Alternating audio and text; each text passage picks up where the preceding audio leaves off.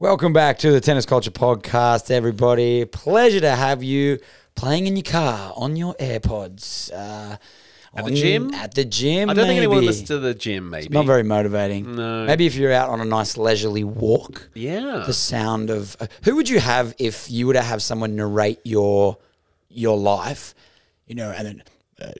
Resident Homestead did not quite follow through. Well, clearly Professor Dumbledore, as you're going, right? I was going Morgan Freeman. Who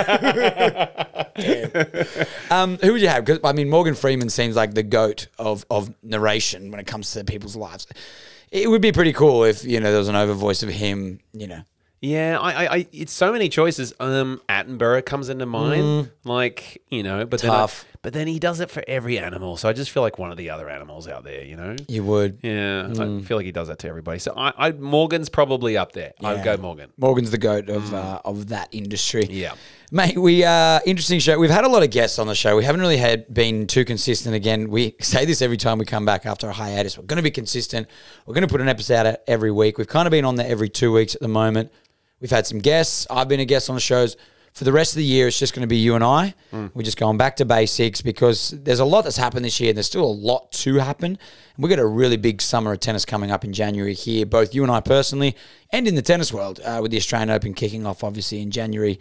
Into that too, we have the Canberra International, we have United Cup. There's so much to look forward to, but today's focus is coming back to us. It comes back to the coaches, and we're going to talk at the high level professionally as well as the recreational space, aren't we? Yeah, and coaches is where it all begins, The first time people step on the court, the professional stuff, it's actually pretty exciting what's happening in the professional circuit right now. Who's going with who's their new coach, what's going on, where's the separations?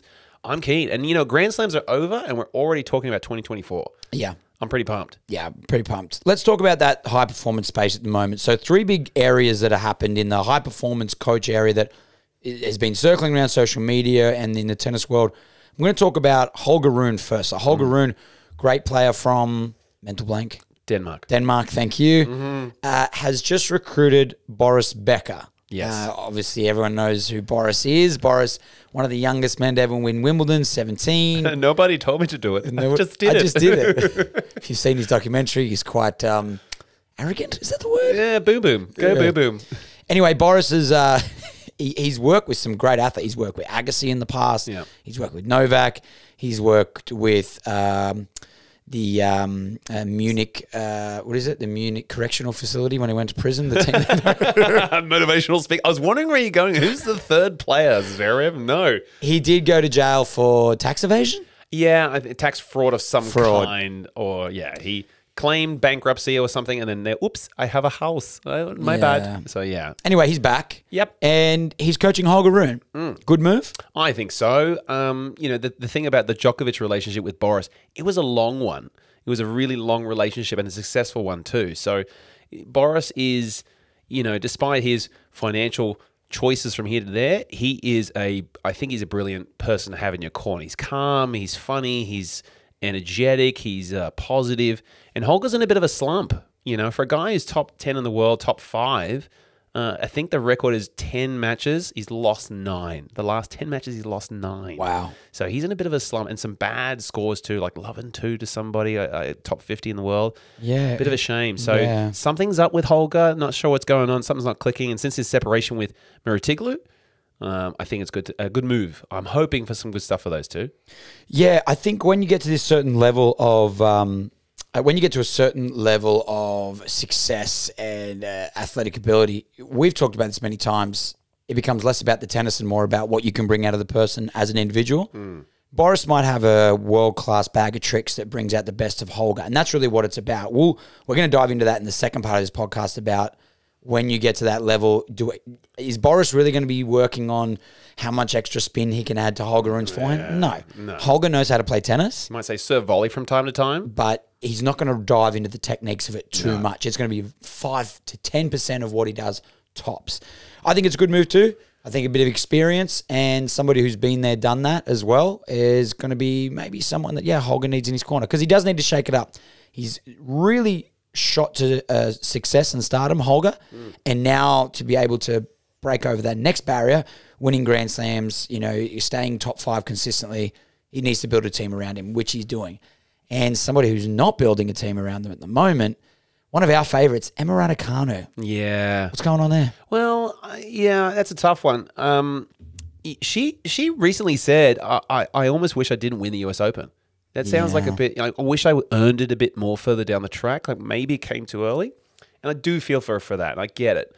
But no, take the US Open, girl. You deserve that. That was an amazing tournament. We love that. It was one of our favorite things to watch in that year.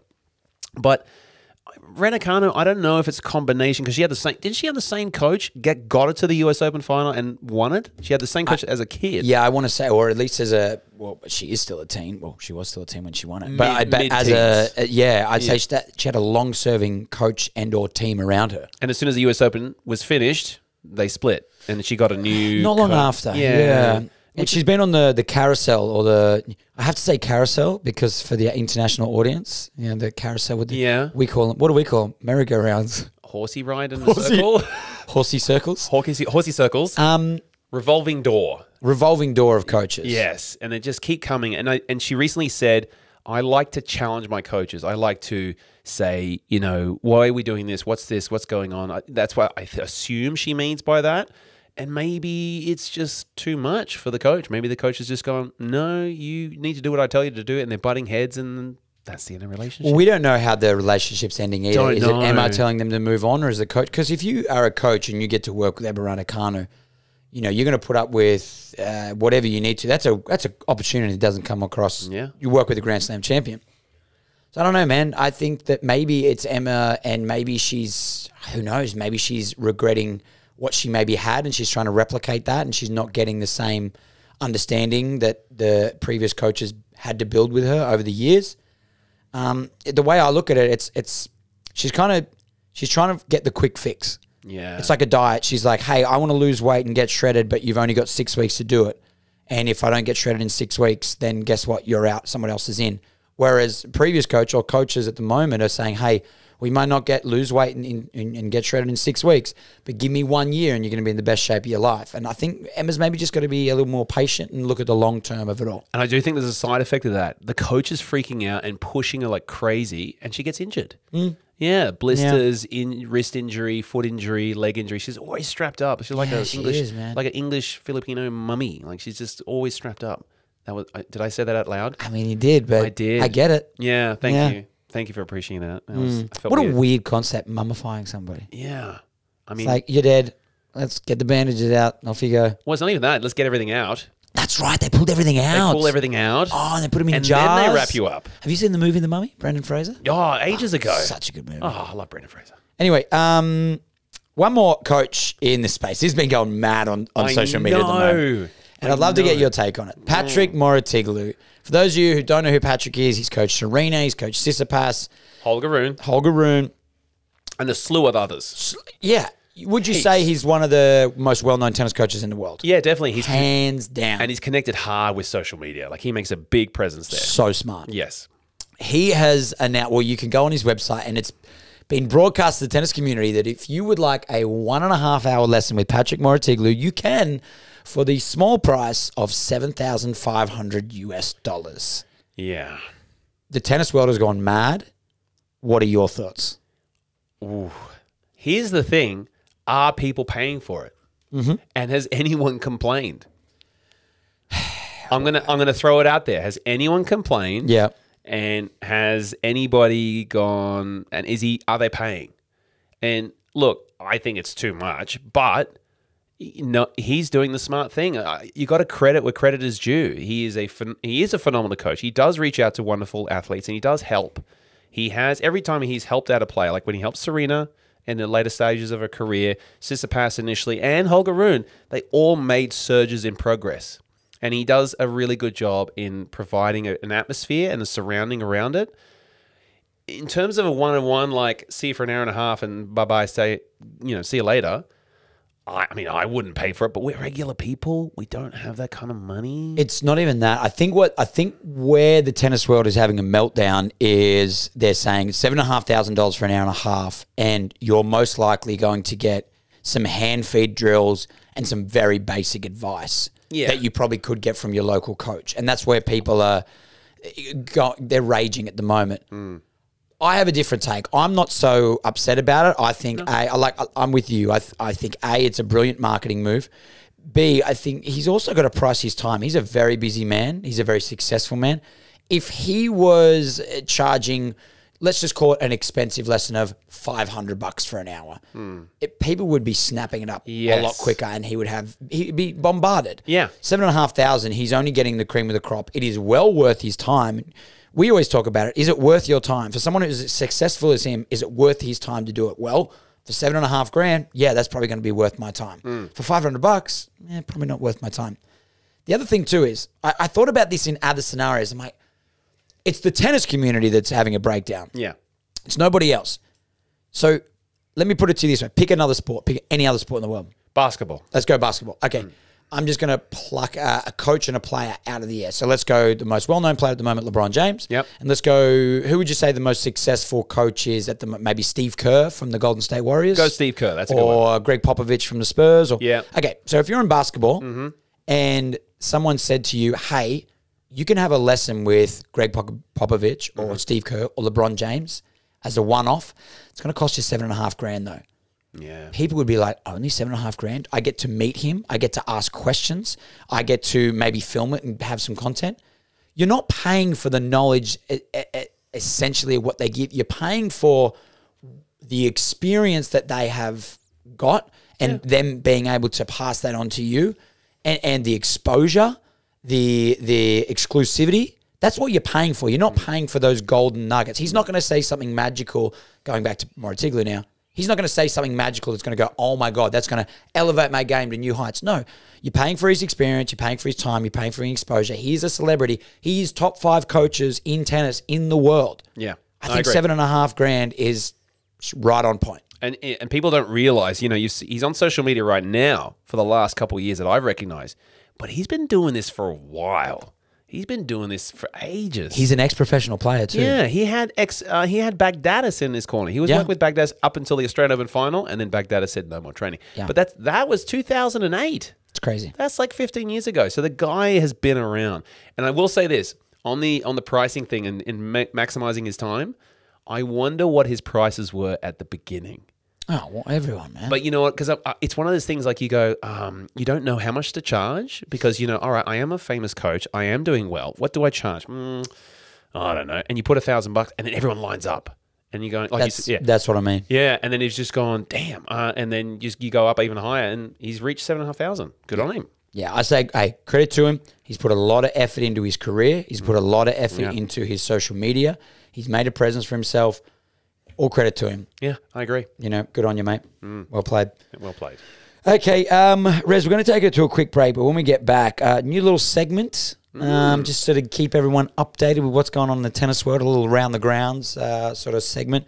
And then we're going to come back on the rec space. We've talked about the coaches at the high performance level, what's going on now. Then we're going to come back to our level and we'll talk about the rec space and sort of a few little things going on in terms of coaching qualifications and where they kind of slide in, which I'm looking forward to diving into. That was my dive. Yeah, that was your dive. And I love how you said that you're down to our level. We've gone to the heights of Partrick Mouratoglou and now we're back to us. Yeah. Anyway, we'll go for a quick break. And we're back for a brand new segment called Let's Get Caught Up. With a romantic thing. I just wanted to press the button, Oh, man. We haven't used the buttons for a while. We have not. And that's probably the best one, I would say. Yeah, look, we're not going to go through that because there is a fart. Don't do that. Sorry. No. That wasn't me. Are you sure? Okay, with a little Let's Get Caught Up. So what's happening in the world of professional tennis at the moment? Let's start with the Tsitsipas brothers. They take out their first doubles title at the European Open in Belgium. Pretty cool to win a title with your sibling, yeah? Yeah, absolutely. I mean, I would know, but you would know. You and Mr. Buster. Christian Lewis. We haven't won ATP titles before, but it is a cool feeling. We won a few little what do they call them? AMTs back in the day. A few UTRs. So it's a cool feeling, and you could actually see it meant a fair bit to Stefanos. Yeah, because they've been trying for a while now. They've been playing together for a few years, and the little brother is not the same level. He's in the shadow. Yeah, he's in the shadow of Stefanos, which is it's beautiful that their family connection is bringing him up, and that's a big deal. That's a huge deal. Congratulations to the Tsitsipas boys. Well done. And another big congrats we've got to go out to is Hannah Klugman. I apologize, I probably butchered the name here. She's broken the record, Coco Gauff's record, of being the youngest ever player to qualify for an ITF Women's 100 event. Now, this is huge. Like, this is massive. So, she is now 734 in the world, and she has gotten to this stage at only 14 years and 8 months. Jeez. Yeah. So, she's broken Coco's record, and she's qualified for this professional tournament as the youngest ever player to do so. And I feel that on the women's side, I feel like you have to be better earlier, and that's becoming more and more evident with what's going on. Coco set the tone, and now you've got that, I apologize, this Russian bird. What was her name? It's Andreev. Yeah, I'm so sorry, Yeah. because she's done such a great job at Wimbledon. She's 15. She lost to Madison Keys in the 4th round. Yeah. It was incredible. She's unbelievable. Takes the ball beautifully early. And now you've got Hannah Klugman. You've got these girls who are like 13, 14, 15, competing at the highest level possible. It's scary. It is. And they're fearless. That's the thing. They're fearless. They've got nothing to worry about, nothing. Well, they obviously do, but they're just fearless. And the thing is that it's almost like a new wave. It's a new wave happening. You've got your big three in the women's game right now, Swiatek, Sabalenka, and Raducanu. And you've got a few others there that just knocking on the door, Ons, in their 20s, but then this new wave's coming. Coco's bringing it, and she's the head of the wave. She's surfing it, and there's the rest of them down there coming with. Yeah. It's going to be interesting the next few years of women's tennis. Yeah, it is crazy, man. Going to be a bit of a dancing party. And finally, Ben Shelton wins his first ATP title at Tokyo. I just want to give Ben Shelton a massive rap. First of all, this man has not only had an incredible year, it's breakout year. He's got to be the most improved player. So let me just run through some stats. He makes the quarterfinals of the Australian Open, semifinals of the US Open. He gets 2 wins over top 10 players. This is his first year traveling outside of the US. Scary. He's now the new face of On Running in the men's side. So it's him and Iga, the two faces in the tennis. He's also come up with one of the coldest celebrations of all time, dialed in. And not only that, he's won so many fans. I was actually not a big fan of Ben Shelton at the Aussie Open. I first got exposed to him when he played Alexei Poprin. Yeah. And I felt like this guy, just fresh out of college, first time coming, big serve. Arrogant. Serving second serves at like 200 Ks an hour. I'm like, who is this guy? He came across as arrogant. I didn't like him. And the more the year went on, I learned more about him. You know, you saw his character, you saw his hard work, you saw his connection to family and coaches. And I'm like, he's now one of my favorite players. So that's another notch in the belt there, Shelton. You've converted Nelson. I'm pretty stubborn with these kind of things. Once I don't like a player, I usually don't like it for a while. Yeah, so. and he even made a shirt after you, Ben. I made a shirt after you, Ben. Made a shirt after We're going to get Ben a shirt. Yeah, we should. It'd be a bit weird wearing a shirt with your own face on it. Yeah, would it not be weird? Maybe we could.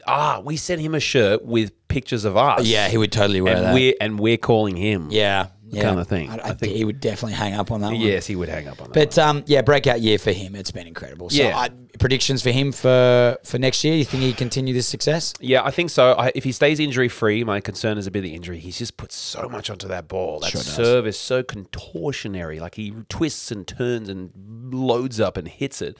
It's huge. He hit 150 miles an hour at the US Open. So I'd love to see a little bit more variety in his game when things don't go his way. I think that little lack of experience kind of hurt him in some big matches this year. But credit where credit's due. This guy's, we talk about fearless. He's fearless. He's confident. And I think he's up for a great 2024. I think so too. I'm looking forward to his results in the 2024, see what he can do. Top 10's on the horizon for him for sure. Definitely. All right, finishing off this podcast, back on the coaches train, and we're going to talk about the rec space, our space here. So something that has happened here in Tennis Australia is, and I'm happy to talk about it. If you don't want to get into it, that's fine, Raz. I'll just talk around in circles. But me and you have talked about this a bit. There is certain stages of qualifications when you want to be a coach. Oh, yes. You got your entry-level community coach, takes about a weekend to get. You've got your level 1, which takes about 6 months. Level 2, closer to a year. And then your level 3, high performance, and that takes a good couple of years. And Tennis Australia is putting a lot of value in these. Like, these are good programs. They are great programs. Yes. You learn a lot from you and I. We've both done our level 1 and our level 2. We did our level 2 together. But here's the thing. Tennis Australia has kind of changed it up a little bit, and now you don't necessarily have to go through the stages, be level 1 qualified, then level 2, then level 3. You can kind of jump in wherever you like along your journey. Do you think we're robbing coaches of those early skills and experiences by allowing people to just jump straight into the high performance space? And what I mean by that is, I think I have learnt more as a coach, not just in terms of, technical ability, how to you teach that technical ability, but also how to people manage, how to problem solve myself as a coach. I've learned so much of that in my early stages, and I'm talking about my less experienced players, my beginners tennis, my intermediate classes. I've learned 80% of my knowledge as a coach in that section compared to only 20% in the high performance space. I feel like coaches who are going straight to that high performance space, they're being robbed of that information, and it's golden. Yeah, it is. There's a lot to be built in that development piece that these ex-pro players, and we'll go out there, it's the ex-pro players that are going into the high-performance space. And it's fair enough because that's where they love to go. But you're right, they're missing these elements of development of a person, as well as where do they come from, how are they built, and there's almost, I know you feel this for sure, and there's almost like a bit of arrogance when the high-performance coaches takes over. And it makes you feel, I don't want to sound petty, but it makes you feel belittled. Am I fair in saying that? Yeah, a little bit. And the fact we put in the hard work, and all the coaches around camp, all the coaches around Australia, all the coaches around the world who do all the development, recreation stuff, get kids hooked into tennis, and then palm them off. Yeah. They're palmed off to that ex-professional player who's just got their quick high performance. I understand what you're saying. To be fair to them, I do like that those high-performance players are in that space. Mm-hmm. But I think like school teachers do this thing. They go and do like a rural 6 months teaching somewhere where they learn at it. Because, every teacher wants to, I want to teach you a 6. I want to teach you a 7 math. I want to teach this and that.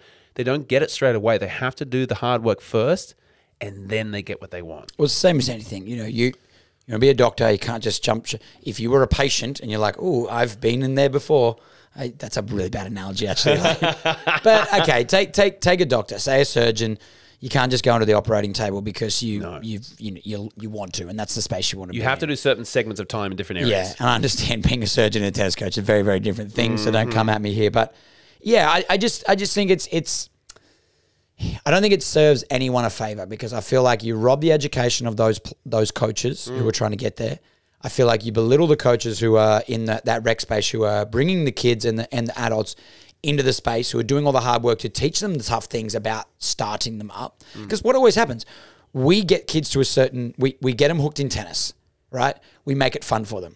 We develop their skills. We work on their hand-eye coordination from all the way from beginner to like, hey, can you catch and throw a ball? Nope, we're going to teach you. Yeah. Repetitive, over. Remember, do this, watch the ball, hand guidance, palm guidance. We do that. Then we keep them engaged for years and years and years. Then we slowly start adding continental grips. We start adding split steps. We start adding tactics. They get to a certain stage. You're like, oh, you're a bit of a player now. Knock, knock. Hey, I'm going to take you away now, and I've got this from here, and I'll get the credit for it too. And not that I want, it's not the credit I want. I just want an understanding that there is so much more knowledge at this rec space. And I feel like there's a little bit of disrespect to coaches in that area when there's so much work being done. Yeah. And I think by allowing people to come in and do these coaching courses without the foundation. It's a little disrespectful to coaches. Yeah. Like me and you, I got to say. Yeah, and I do think those high-performance coaches, if they hear out the reasoning, they'd be okay with it. I agree. I think they'd be like, yeah, that's interesting. I've never thought of it like that. I would like to try. Yeah. I reckon they would, and they would benefit big time. It would actually make them better coaches. Better coaches handling that difficult development even if they jump in midway, not the high performance. Go development. That's the key. So what we talked about before, right? Think of it this way. You might have a high performance coach who's just jumped straight in that space, who might be able to tell you how to hit an open stance forehand with, certain degree, leg bend, arm different. I'm just trying to make up fancy words here. But you know what I'm trying to say. Angles, position, accelerations, lag, go. However, that person might not be able to teach a 6-year-old kid how to throw a tennis ball that's never picked up a ball or played a sport before. They're like, just throw it. They're like, oh, I don't understand how. It's that kind of stuff. Or they don't understand, hey, I've got to create a lesson that's going to keep this kid engaged and fun. So I've got to lock into maybe his personal interest. I've got to banter with him. Yeah. I've got to make him want to come back next week. I can't just spit out biomechanical facts and go, yep, you're going to be a better tennis player. Yeah.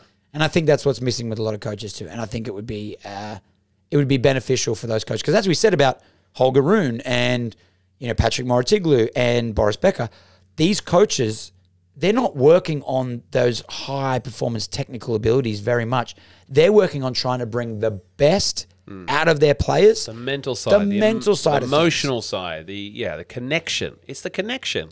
I've said this on in a few conversations, but in rugby league, there's a coach called Wayne Bennett. He's considered as one of the greatest coaches of all time. And they said, I was lucky enough to have a conversation with a player who played under Wayne once. And I said, what makes Wayne such a great coach? And he said, he studies his players and he learns how to get the best out of each player. And he gave an example. We're in a locker room with 13 or 17 rugby league players. And he knew that 15 of those 17, the way they fired up was he would give them a big spray just before they walked on the field. Now you out there and you do this and you do that. And we're not going to accept a loss from this. And, and 15 of those players fired up. But he knew that 2 of those players, that's not how they performed. So he pulled them aside just after and said, hey, that speech was not for you. That was for them. This is what I want from you guys. I'm giving you a checklist. 1, 2, 3. I want this done by halftime. I want 3 carries of the ball. I want you to talk to your teammates every set of 6, and I want you to do something else. And it gave them a checklist. They were calm, and that's how they got the best. That's how we got the best out of them. That's how they operate. Yeah. That's what coaches do. They bring the best out of players, and the only way you do that is by learning how to coach the person, not how to coach technical skills. Yeah. That's brilliant, and that's the essence of what a coach is. Yeah. So that's where the high performance coaches can sometimes miss the boat because they're jumping in halfway through the journey, and they're missing that whole initial part.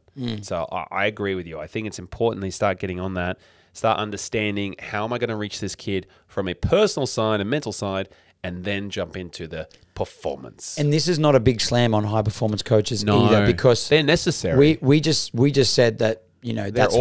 where they miss out. But in saying that, on the flip side, as rec coaches, where we can miss out a bit on is we can be so focused on that player that there could be some technical things that we don't pick up on because we don't have those skills on minds, or we don't spend as much time in it, that if they came down to the rec space and they added their value to it, man, like we want them at this rec space too, because it adds so much value to our players that maybe we don't focus on as much. Yeah. We're not perfect. We're not trying to say, hey, we're the bee's knees.